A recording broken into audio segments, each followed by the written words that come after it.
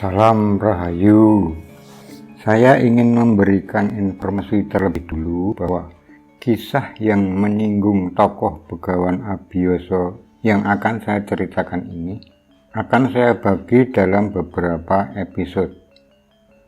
Hal ini saya lakukan mengingat beberapa informasi cerita memerlukan penjelasan seterang-terangnya agar peran besar Abiyasa bagi Kurawa maupun Pandawa dalam cerita di masa sebelum dan sesudah Bharatayuddha terungkap. Untuk itu silahkan mengikuti episode yang pertama ini. Fakta cerita bicara bahwa Abiyasa tidak mau terlibat dalam kubu-kubuan di perhelatan Bharatayuddha. Dia memilih bersikap netral sebab dia paham benar bahwa yang bertarung adalah keturunannya dari kedua istrinya, yaitu Ambika dan Ambalika. Ambika melahirkan Drestarasa yang kemudian menurunkan 100 anak Kurawa.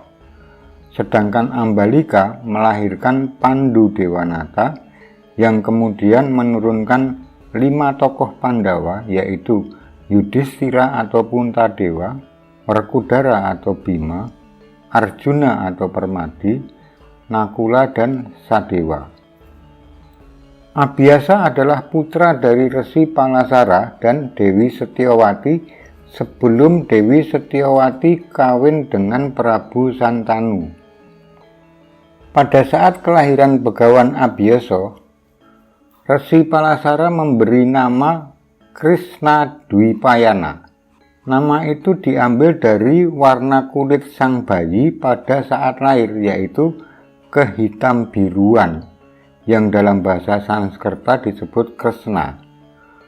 Lalu nama belakang Dwipayananya diambil dari lokasi Krishna dilahirkan, yaitu sebuah daratan semacam delta begitu, yang diapit aliran sungai. Nama sungainya adalah Yamuna.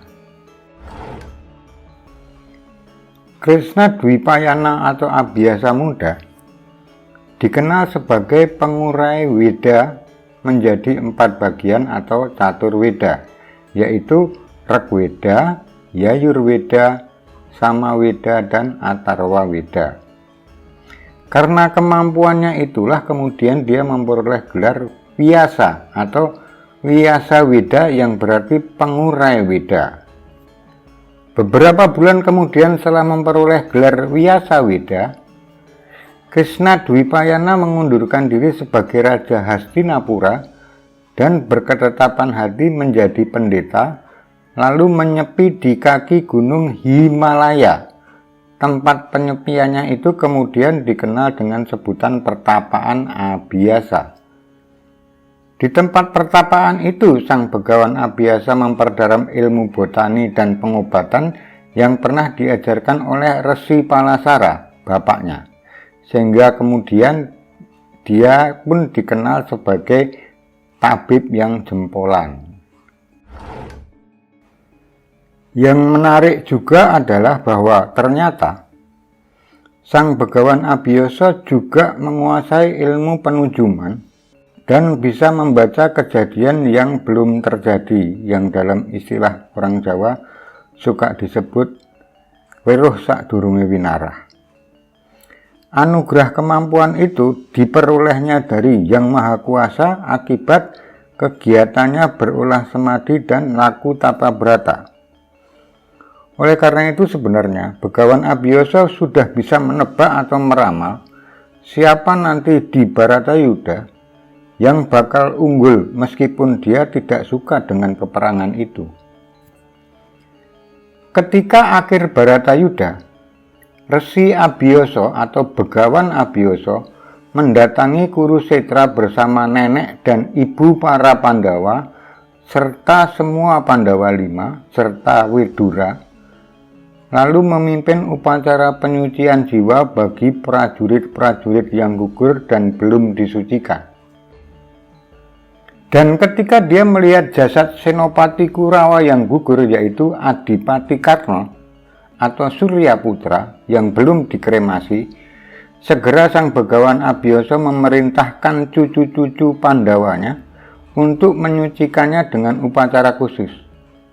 Segera laksanakan sebelum Sang Surya surut, perintahnya. Sampai di sini dulu cerita saya mengenai Begawan Abiyasa. Terima kasih sudah mengikuti cerita ini dengan seksama. Sampai jumpa pada cerita selanjutnya. Salam Rahayu.